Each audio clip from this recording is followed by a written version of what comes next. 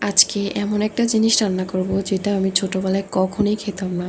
আমার আম্মুর কাছে অনেক বকা শুনেছি এটার জন্য। আমি একদমই খেতাম না।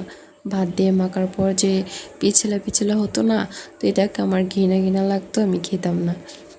আর এখন এটা আমার কাছে এতটা ভালো লাগে, বলার ভাষা নেই।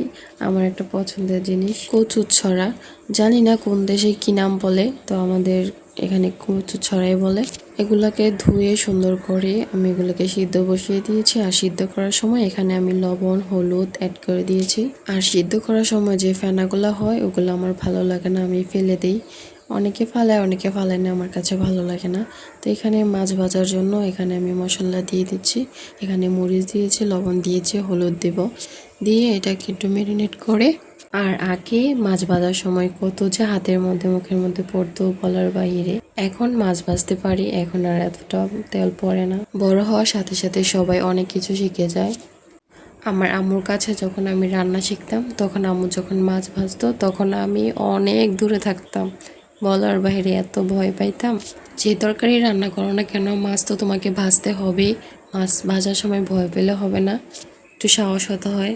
আর পাঙ্গাস মাছ ভাজার সময় আমার উপরে তেলের পড়বেই। জানি না এটাকে আমার শত্রু নাকি কি বুঝি না, কিন্তু আমার ফেভারিট একটা জিনিস পাঙ্গাস মাছ, আমার অনেক ভালো লাগে ছোটোবেলা থেকে। তো এখানে কচুগুলোকে আমি সিদ্ধ করা শেষ। এখানে একটা কড়াইয়ে বসিয়ে দিলাম, এটার মধ্যে আমি তেল দিয়ে মাছগুলো ভেজে নিব। তেল ঢালতেছি আর চিন্তা করতেছি কখন জানি আমার গায়ে এসে তেল পড়ে। যখনই মাছটা দিব তখনই ছিটকা পড়বেই, এই ভয় নিয়ে থাকি।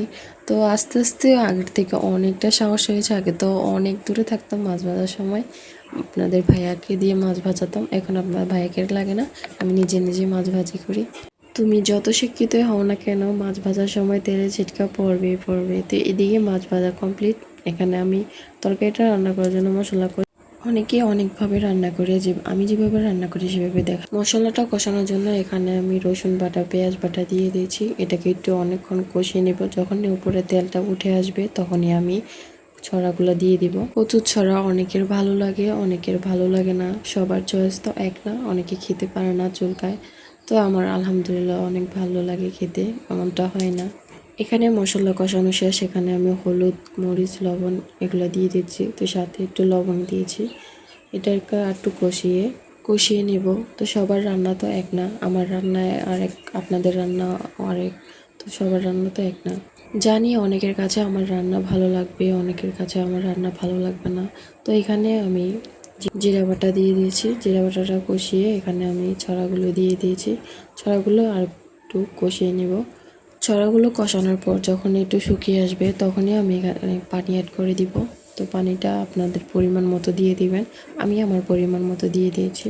এটাকে আর কিছুক্ষণ বলক নিয়ে নিব। তারপরে কাঁচামরিচ ধনিয়া পাতা মাছ দিয়ে সুন্দর করে একটু আবার ব্লক উঠিয়ে নিব। এই তো ফাইনালি আমার রান্না কমপ্লিট। আজকে তরকারি কিন্তু অনেক মজা হয়েছিল।